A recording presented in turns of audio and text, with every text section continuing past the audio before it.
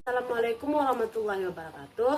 Kami dari kelompok 12 ingin mempresentasikan hasil kerja kelompok kami yang berjudul Isu Kontemporer Narkoba, Radikalisme, dan Hoaks, yaitu bahaya narkoba, radikalisme, literasi digital, dan peran pendidikan kewarganegaraan dalam pencegahannya.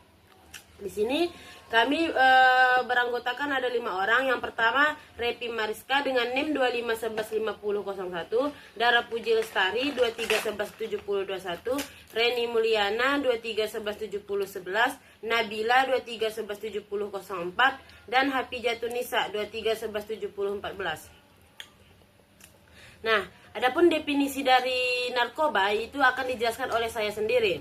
Nah, jadi di sini saya akan menjelaskan tentang definisi narkoba. Narkoba itu adalah singkatan dari narkotika, psikotropika, dan bahan adaptif. Narkoba ini juga merupakan zat yang dapat mempengaruhi kerja otak dan tubuh kita, sehingga menyebabkan ketergantungan ataupun kecanduan dengan narkoba tersebut. Jadi jika disalahgunakan, narkoba ini akan dapat merusak kesehatan fisik, mental, serta masa depan seseorang. Nah, adapun materi selanjutnya yang akan dijelaskan oleh rekan saya. Assalamualaikum warahmatullahi wabarakatuh. Saya Reni Mulyana. Di sini saya akan menjelaskan sedikit dampak narkoba. Dampak narkoba yang pertama yaitu ada kesehatan fisik yang dimana mengganggu kerusakan otak, ginjal, hati, dan jantung. Yang kedua ada resiko HIV yaitu AIDS, itu dapat penyakit yang terdapat pada kelainan kelamin. Yang kedua dapat menyebabkan kematian. Selanjutnya ada mengganggu kesehatan mental, yaitu psikosis, paranoia, depresi berat, penurunan daya ingat dan hilang konsentrasi, dan halusinasi yang berat. Ada sosial dan ekonomi yang dapat menghancurkan ketatanan dan keharmonisan keluarga, meningkatnya kriminalitas, dan menjadi beban besar terhadap negara. Selanjutnya ada pengertian radikalisme. Radikalisme itu berasal dari kata Latin yaitu radik yang artinya akar, yaitu paham yang menginginkan perubahan mendasar dan ekstrim terhadap tatanan sosial politik, seringkali dengan cara kekerasan yang bertentangan dengan hukum dan demokrasi. Di Indonesia sendiri, seringkali terjadi radikalisme yang mencakup penolakan terhadap Pancasila, undang-undang, dan keagamaan, yang penggunaannya kekerasan tersebut bertujuan untuk ideologis dan menolak kebinekaan. Sekian, terima kasih. Nah, adapun materi selanjutnya yang akan dijelaskan oleh rekan saya. Baik, nama saya Nabila. Nah, di sini saya akan menjelaskan yang pertama ada literasi digital, dan yang kedua ada pencegahan hoaks. Nah, saya yang pertama akan menjelaskan literasi digital. Nah, literasi digital ini kemampuan individu untuk menggunakan teknologi, informasi, kemudian ada informasi secara efektif, kritis, dan bertanggung jawab. Nah, literasi digital tidak sekedar kemampuan teknis mengoperasikan perangkat digital, tetapi dia itu mencakup kemampuan berpikir kritis dalam mengevaluasi informasi, kemudian memahami konsekuensi hukum dan etis. Nah, dari aktivitas digital ini, serta menggunakan media digital untuk tujuan yang produktif dan konstruktif.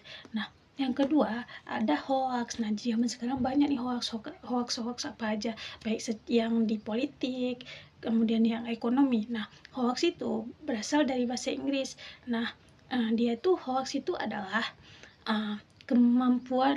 hoax itu adalah informasi yang dibuat-buat, berupa yang bisa manipulasi atau rekayasa yang sekarang ini, untuk menyesatkan publik. Nah, hoax itu berbeda dengan kesalahan informasi. Biasanya karena hoax sengaja disebarkan dengan niat tertentu, baik untuk kepentingan politik, ekonomi, dan maupun untuk menimbulkan kepanikan warga dan pencegahan di masyarakat sekarang.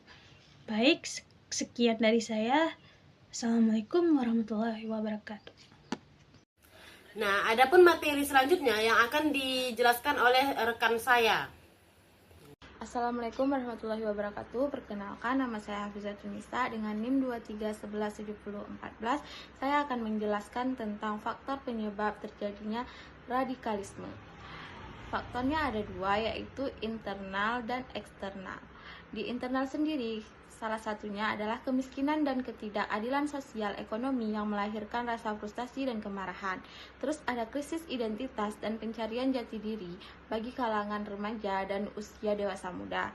Terus ada pemahaman agama yang sangat dangkal dan trauma psikologi akibat konflik, diskriminasi atau pengalaman kekerasan. Di eksternal sendiri, propaganda radikalisme melalui media sosial dan platform digital yang masih mudah diakses. Terus rekrutmen oleh kelompok-kelompok radikal melalui pertemanan, komunitas, dan forum online. Terus ada pengaruh konflik global dan narasi musuh bersama yang dimanfaatkan kelompok radikal.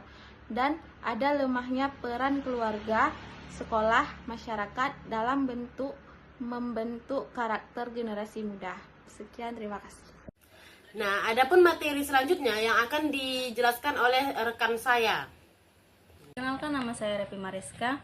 Baik, di sini saya akan menjelaskan tentang bahaya hoaks dan strategi literasi digital.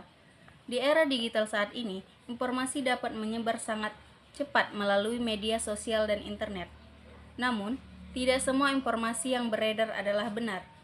Banyak informasi palsu atau hoaks yang dapat memberikan dampak negatif bagi masyarakat. Bahaya hoaks dalam politik dan demokrasi. Hoaks dapat memecah belah masyarakat karena penyebaran informasi yang tidak benar tentang pemilu, pemerintah, atau tokoh politik. Akibatnya, muncul konflik dan menurunnya kepercayaan terhadap lembaga negara. Kedua, ekonomi berita palsu tentang ekonomi. Nilai ditukar mata uang atau harga barang dapat menimbulkan kepanikan masyarakat dan mengganggu stabilitas pasar. 3. Kesehatan. Publik hoaks kesehatan seperti informasi palsu tentang COVID-19 atau vaksin dapat membuat masyarakat salah mengambil keputusan dan menghambat upaya penanganan penyakit. 4. Keamanan nasional. Informasi palsu mengenai bencana, konflik, atau ancaman keamanan dapat menimbulkan kepanikan massal dan mengganggu ketertiban masyarakat. Selanjutnya, strategi literasi digital. 1. Verifikasi informasi sebelum mempercayai atau membagikan informasi. Pastikan sumbernya jelas dan terpercaya. 2. Cek fakta, bandingkan informasi dengan sumber resmi atau situs pengecekan fakta untuk memastikan kebenarannya. 3. Berpikir kritis. Jangan mudah terpengaruh oleh judul yang sensasional. Analis isi berita dan cari bukti yang mendukung informasi tersebut. 4. Bijak menggunakan media sosial. Gunakan media sosial secara bertanggung jawab dan hindari penyebaran informasi yang belum terbukti benar. Kelima, meningkatkan kemampuan literasi digital. Pelajari cara mengenali ciri-ciri hoaks, memahami keamanan digital, dan memanfaatkan teknologi secara positif. Sekian dari saya. Mungkin cukup sekian yang dapat kami sampaikan. Lebih dan kurang kami mohon maaf.